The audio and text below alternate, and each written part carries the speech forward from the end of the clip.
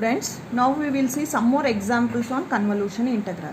Here I am taking an example for convoluting a step signal to step signal. So y of t is equal to u of t plus 1 convolution with u of t minus 2. Both are step signals. So let us call the first signal as x of t, second signal as h of t. Okay. So here I have just written a definition of your convolution integral. So first let us plot x of t and h of t in terms of x of tau and h of tau.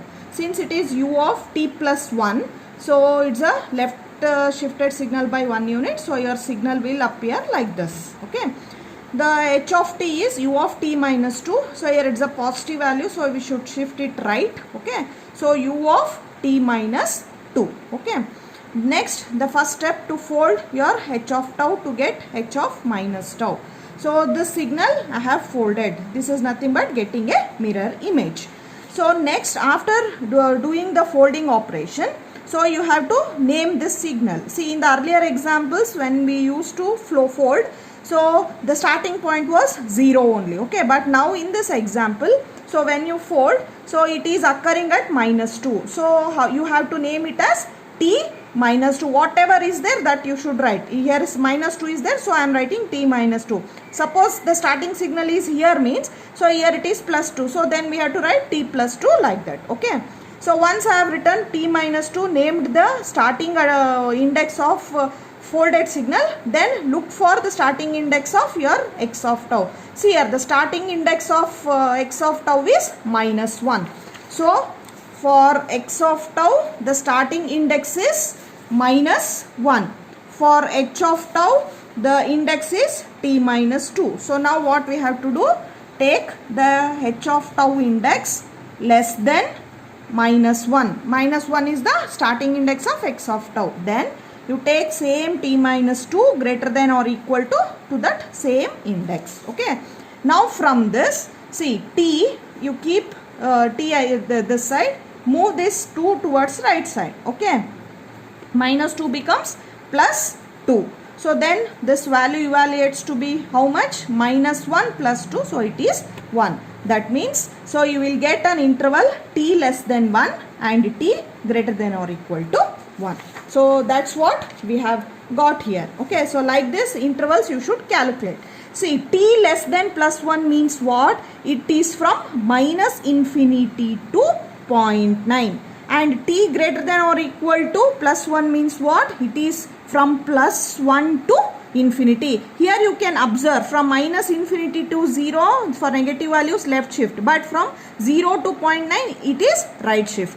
Here plus 1 to infinity means all right shift only. Okay. Now we will see the next steps.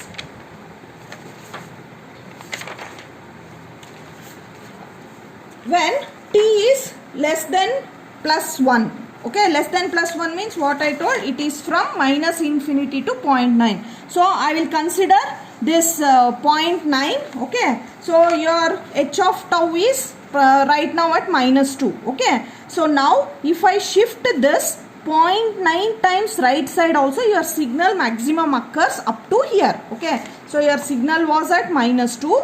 0.9 times right shift means not 1. Okay. 0.9 times right. So your signal occurs like this. See, if other than 0 to 0.9, if you shift the signal for all negative values, see, the signal even goes towards left and there exists no product. Okay. So one advantage in convolution integral is once we do like this, we will get directly the intervals. In the interval only you can identify whether the product occurs or not. See, for this you can observe there is no overlap. Again here I am using pencil for representing x of tau and a red ink color for representing the folded signal. Okay, here also there exists no product. Okay, so therefore y of t is equal to 0. Now we will take the next interval when t is greater than or equal to 1. That means for all the t values greater than 1. So for greater than 1 positive value, you know that we have to shift right. Okay. So I have taken an arbitrary point, some value, and we are shifting towards right. So in that case, the shifted value is represented as the same index continuous, t minus 2 only. But when you observe the product, you can see your x of tau occurs from minus 1. Okay. So now the product or overlap of both two signals will be from -1 to t minus 2. That means the product exists between these two. Since both are step signals, the value is 1 into 1, that is 1. So product exists from -1 to t minus 2. Then using the integral equation, -1 to t minus 2, 1 into 1 d tau. You know that integration of tau is integration of 1 is tau. So then you apply the upper limit and lower limit and simplify, you will get t minus 1. Since this t minus 1 is the answer for t greater than or equal to 1. See, this t greater than or equal to 1, we can easily represent this as u of t minus 1. So that's why we are multiplying the signal like this. Okay, I hope you understood this problem. In this, the very important thing is calculating the intervals and identifying the overlapping of two signals, that is from where to where the product exists. Thank you.